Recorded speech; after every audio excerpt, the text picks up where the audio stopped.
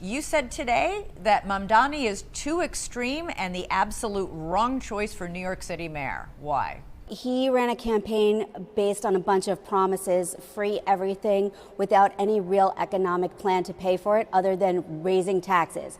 We are facing a cost of living crisis. It is hard for families to get by. By raising taxes, you are not lowering costs. In fact, you're just passing them on to other folks. New York City is the economic engine that drives our state, and we need to make sure New York City thrives. The mayor of New York can't raise taxes. That's not what he doesn't have that power. That belongs to the state legislature and the governor. Yes, that's in fact, and he ran this campaign with all these promises about all these things that he was going to do, and most of the things that he promised to do, he actually cannot do legally. And the things that he can do, he's grossly underestimated the costs by tens of billions of dollars. I think it's incumbent upon my Democratic colleagues to speak up and to say what our party stands for. We are not socialists. What we stand for is keeping our community safe, giving people a safe place to live, but also making sure that we're lowering costs. This is the thing that we should be fighting for the working class, fighting for the middle class and preserving the middle class, and not espousing far left ideology. I think there's a couple of things to take away from this moment. One, the Democratic establishment, not that powerful. We just saw them lose. They're not unbeaten, they're only unchallenged.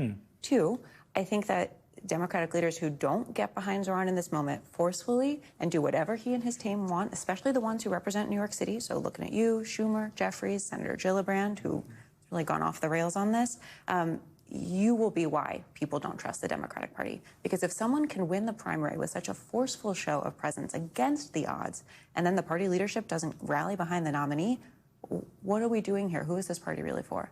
The third thing I would say is that while leadership may be losing their minds, young people across the country have seen Zohran's win and are stepping up to run for office. This has been the biggest driver of candidate recruitment that Run for Something has seen since inauguration. We've had nearly 4,000 people raise their hands just since Tuesday night to say, 4,000 since Tuesday. 4,000 since Tuesday. It's bigger even than the Doge firings or the Schumer shutdown, which has been our biggest moments yet. And it is only growing. It's hundreds more every time I check the dashboard every hour or two. It is thousands of young people who are looking at what Mamdani did here in New York and saying, you know what, maybe I don't agree with him on every policy, but I too can fight for my community. I can fight to see the issues I care about represented on the ballot, and I'm not gonna let anyone tell me to wait my turn. Looks like establishment folks gonna have to Watch get out. it together. 4,000 is a coming, lot. whether you like it or not. 4,000 is a lot. Basil and Amanda, thank you so much for joining us. I gotta be fucking honest, the Democrats are out here floundering. Like, what do they not understand? That, like, we want Mamdani. Like, that's what we want. That's what the fucking future is. Like he went so above and beyond Cuomo. So above and fucking beyond. Like, that's what we want. Like, are you blind? Are you fucking blind? They're like out here shaking in their fucking boots, shivering in them timbers, okay? And they're like saying shit. Like, I just saw a Democratic congresswoman being like, I cannot believe they elected him. It is nothing but danger. Danger. A fucking Democrat. No, this is the future. This is what we want. And she was like literally making it out like we should be afraid. Like, of what? Free childcare? Better transportation?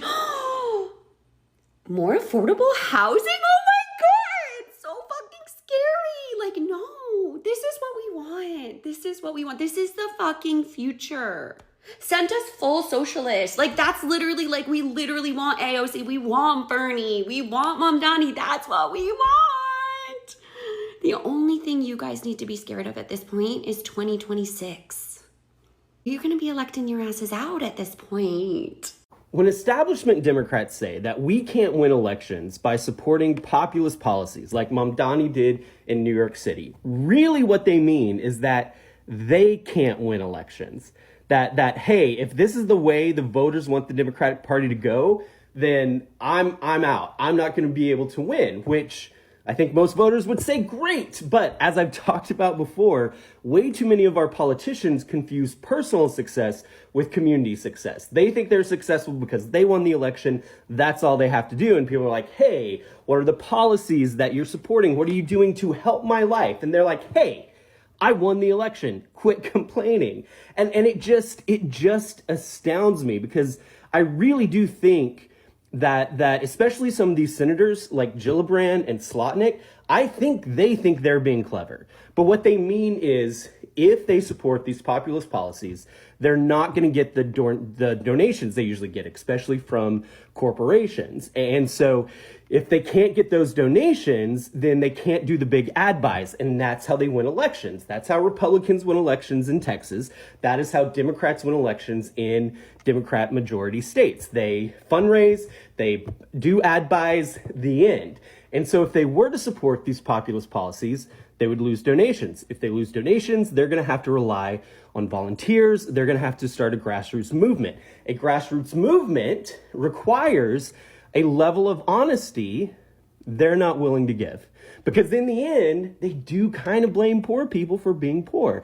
In the end, they do kind of get excited about taking military action overseas. And so they can't say that. They can't be honest about it. So it's easier to hide from the voters, get these donations, and try to win elections that way. It's so frustrating and ridiculous, especially since there are so many more Democrats who are criticizing Mamdani, who won in this not necessarily a landslide, but won in this movement. But yet they're not criticizing Fetterman, who is doing the exact opposite of what he campaigned on. This isn't about the Democratic Party. This is about these establishment leaders not being willing to let other people lead. They're just holding on to power, and they'll let us all die while they're doing it. The Democratic Party is going to drive me insane. So unfortunately, this is now the 4th day in a row that I've come across unhinged comments from the Democrats about Zohran Mamdani. Can we be honest for a second? Why is it that the Democrats are actually fighting Zohran Mamdani harder than they've ever fought Trump in the last 6 months? Can someone just please explain that to me? Here's Democratic Congressman Eric Swalwell saying, "I don't associate myself with what he has said about the Jewish people." Congressman, what has he said? Whenever these attacks are coming out, they keep saying, oh, anti-Semitic comments, anti-Semitic comments. What are the comments? No one is providing anything as far as what they are claiming he has said. Everything that I have seen him say is just that he believes that Jewish people and Palestinian people deserve equal rights. What is the negative there? Really quickly, make sure you like this video and follow our account for more updates in the future. Here's New York Congresswoman Laura Gillian saying, "We are not socialists. I think it's incumbent upon my Democratic colleagues to speak up and say what our party stands for." What does your party stand for? That's a great question. What does your party stand for? What is Zohran championing right now? A higher minimum wage, child care for people, taxes on the rich, free buses, government-owned grocery stores because the private sector wouldn't step in. Where's the negative there? These people are going to melt my brain. They are going to absolutely melt my brain. The man is talking about stabilizing rent so that your rent won't go up next year. It won't go down. It's just not going to go up again next year. People are paying 60, 70, 80% of their monthly income in rent, and these people want to have their colleagues speak up about what the party stands for? What the fuck does your party stand for? Here's I take bribes from the Turkish government, Eric Adams, who also got a pardon from Trump after kissing his ass, saying that New Yorkers don't want a handout.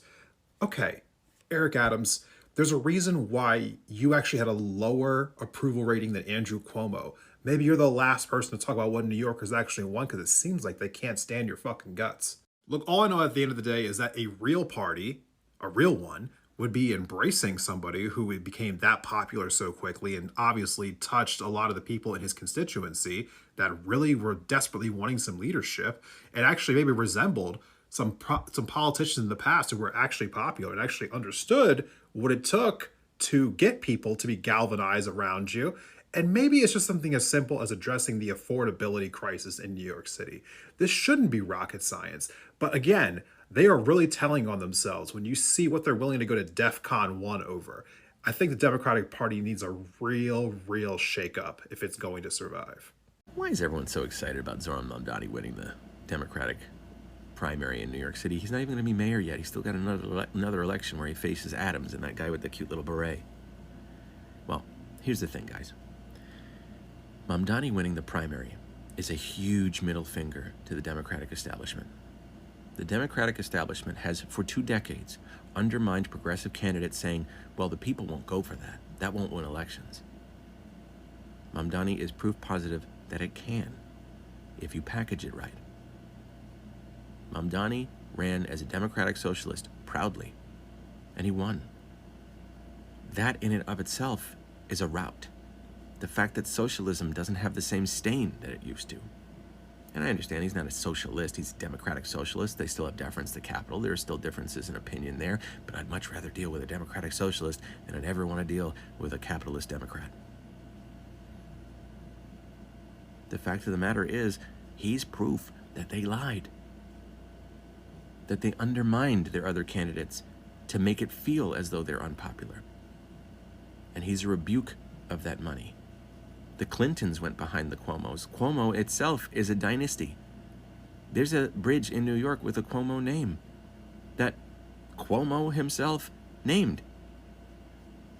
The fact that Mamdani, a relatively no-name person, can win an election against an established international name like Cuomo is a rout, is a revolution. And he ran a pristine campaign. He walked up and down Manhattan. He shook hands with people that normally politicians don't shake hands with. He walked around the South Bronx, talking to the dude that sits at the corner that knows everybody's business, yelling up at apartment buildings, being like, hey, do you want to vote for me? He walked around in Spanish Harlem, talking to the people playing cards on the street. He walked around with social media influencers of all ilks, transgender, black, socialist, it doesn't matter. He walked around with everybody. And he gave authentic answers that mean things, thoughtful answers, compassionate answers, whip smart, off the cuff, paragraphs, no hesitation because he knows his shit. That's not something you can fake. You have to study your shit to be what he has been. And here's the thing, the reason why we're so excited is because those of us who understand history understand that this is the beginning of the pendulum swinging in the opposite direction. The material conditions of our existence have yielded a result, have yielded a response. And that response is going to push us into a leftist, progressive utopia for a few years. It is going to push us so far left, and so many good things are going to come from it. Because this is the groundswell reaction to the illegality of Trump and to the corruption of Democrats. The people are no longer buying it. This little window that they gave us to enslave us is accidentally the tool of our liberation. Because now we know how they're lying to us. Now we know how the Democrats have been directly undermining progressive candidates and then saying, well, they didn't win the election because we didn't let them. And we see it. Look at Mamdani's crowds. They are young, they are diverse, but they are not exclusively young, and they are not exclusively diverse. There are tons of old white people in that mix. I've seen so many interviews where old white people are just like, yeah, Mamdani. Because the lies are easily seen through now. They could have run anyone other than Cuomo, but they ran someone who is a sex pest because they have utter contempt for their constituents. Andrew Weiner, if he had any self-respect, would never be running for any office ever again, but he's still running for office because they think they're untouchable. They think because they're establishment that they're untouchable. And Mamdani proves that they are extremely defeatable. He didn't even squeak by. This was a rout of more than 5 points. This is massive. That's why people are excited, because we're going to see a swell across the country of progressive socialist candidates not being ashamed of their socialist ideas, winning off of their socialist platforms. It is going to accept socialism nationwide as a viable necessity in politics. So that's why we're excited. That guy was the only person in the New York City mayor's debate to say he wanted to focus on New York City. All the candidates were asked, if you could visit a foreign country, what would it be? And they, of course, all had an answer. I think most said Israel. Great. And he said, I wouldn't go anywhere. I'd stay in New York. And like, if I want to meet Jewish constituents, I go to their synagogues, their homes or whatever, but I'd be here in New York because that's what I'm doing. I'm running New York. That's my job. Well, he gave the right answer. He gave the right answer.